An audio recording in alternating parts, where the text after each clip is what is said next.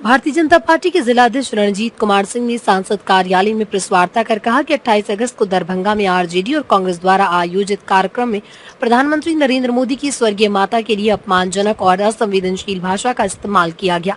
न केवल भारतीय संस्कृति के विरुद्ध है बल्कि देश की मातृशक्ति का भी अपमान है। जिलाध्यक्ष ने कहा कि विपक्षी नेताओं का ये बयान उनकी निकृष्ट मानसिकता को दर्शाता है और बिहार की धरती को कलंकित करने वाला है। उन्होंने कहा बिहार की जनता पहले ही कांग्रेस और आरजेडी के इन दोनों युवराजों को नकार चुकी है और आने वाले समय में जनता लोकतांत्रिक तरीके से इसका करारा जवाब देगी।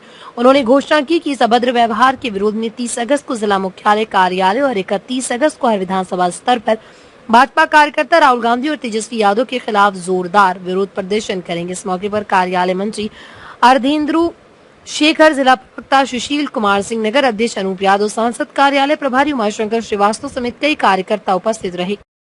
इसी के लिए आज सारा जिला भारतीय जनता पार्टी की तरफ से प्रेस वार्ता का रखा गया है कि राजनीति का जो शुचिता हो जाए उसका हद हो गया, इतना स्तर गिर गया है कि विरोध करने का भी एक तरीका और एक स्टैंडर्ड होना चाहिए।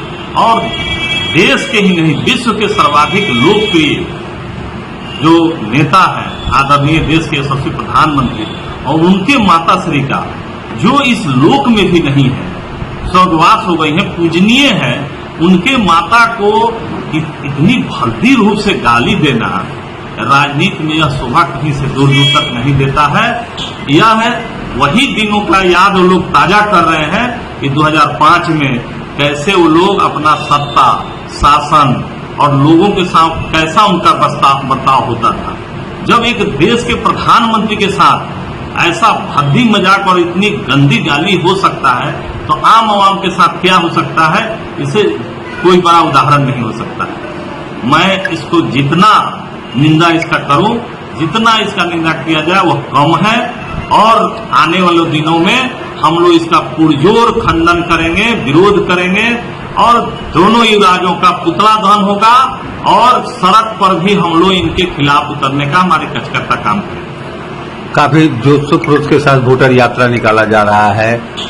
जैसा कि राजद के द्वारा कहना है कि एक झलक पाने के लिए लाखों की संख्या में लोग आ रहे हैं सड़कों पर। सब भाड़ा के लोग हैं और युवराज को जो हो रहा है कि देखने वाला, जब वोटिंग यहाँ होगा बिहार की जनता जब वोट से अपना जवाब देगी, दोनों युवराज को मालूम हो जाएगा कि बड़े युवराज कहाँ है, छोटे युवराज कहाँ है। इनका सारा कुनबा ध्वस्त हो जाएगा।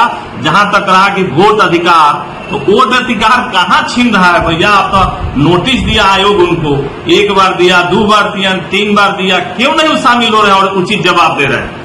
वोट अधिकार, वोट कैसा वोट अधिकार? जहां 19.9% वोटर आ गए। मेरे घर के 5 लोग मृत हैं, क्या जो मृत लोग हैं उसकी सूची से नाम नहीं कटना चाहिए? मैं पूछना चाहता हूं जिनका डबल नाम है, जो खुद कह रहे हैं कि नाम मेरा यहां से ट्रांसफर होकर वहां हम चले गए, वही लोग का और उसका सूची आज भी देखिए वो पूरा बंडल रखा हुआ है। आज भी दिन हर हफ्ते बैठक आयोग करा रही है पूरे सारे। और सबसे बड़ा इन लोग का झूठा का पुलिंदा तब खुलता है कि ना उनका एक बूथ का अध्यक्ष, ना उनका एक पंचायत का अध्यक्ष, ना उनका एक प्रखंड का अध्यक्ष, यहां तक कि उनके एक जिला प्रदेश का भी कोई नेता एक वोटर का कंप्लेंट कहीं नहीं किया। तो कैसा अधिकार छीन रहा है भैया? चुनाव आयोग और बीजेपी के मिली भगत बता रहे हैं। ये तो स्वतंत्र एजेंसी है। चुनाव आयोग पर जब जब उंगली उठता है तो ये जब हार देखने लगते हैं तो उंगली उठता है। और पूछना चाहता हूं कि बेंगलोर में क्यों नहीं लूट गया, क्या हो गया? वहां आयोग दूसरा बैठा था। तो इनकी जब जीत होती है तो बोलते हैं कि नहीं ईवीएम ठीक था, और जैसे ही हार देखते हैं तो आयोग पर, कभी ईवीएम पर सवाल उठाना खड़ा करते हैं।